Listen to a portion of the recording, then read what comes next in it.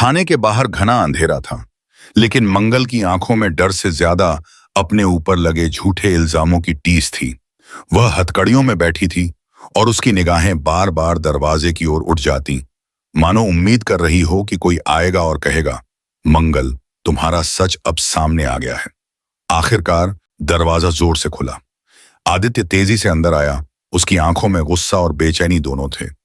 उसने सीधा इंस्पेक्टर के सामने जाकर कहा, इंस्पेक्टर साहब, मंगल ऐसा काम कर ही नहीं सकती, उसे तुरंत छोड़ दीजिए। लेकिन उसी वक्त कपिल भी वहां पहुंच गया। उसने आदित्य की तरफ तिरस्कार भरी नजरों से देखा और ताना मारा, क्या सबूत है तुम्हारे पास? अगर वो निर्दोष है तो पुलिस ने इसे क्यों पकड़ा? आदित्य का गुस्सा अब काबू के बाहर था। दोनों के बीच थाने में ही जबरदस्त बहस और झड़प हो गई। आदित्य ने कपिल पर आरोप लगाया कि वही असली गुनहगार है और मंगल को फंसाने की चाल उसी ने चली है। कपिल भी पीछे नहीं हटा। उसने आदित्य पर कई इल्जाम मढ़ दिए। तभी इंस्पेक्टर ने कड़क आवाज में कहा, अगर शाम 6 बजे से पहले मंगल की जमानत नहीं हुई तो ये रात यहीं गुजारेगी।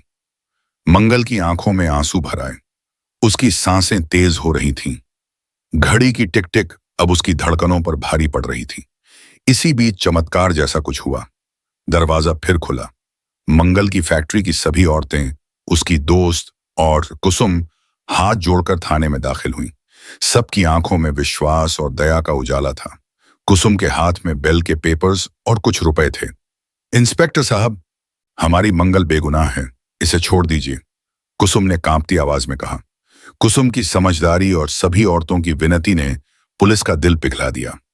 इंस्पेक्टर ने बेल के कागजों पर दस्तखत किए और मंगल को रिहा कर दिया। मंगल बाहर आई तो उसकी आंखों से आंसू झरझर बह रहे थे। उसने दौड़कर कुसुम को गले लगा लिया और फूट फूट कर रो पड़ी। उसकी रूह अब भी कांप रही थी, लेकिन सबके दिमाग में अब भी एक सवाल गूंज रहा था, आखिर ये सब किया किसने? इधर कहानी ने एक और मोड़ ले लिया। सौम्या, जो अब तक चुप थी, ईशाना को ब्लैकमेल करने लगी।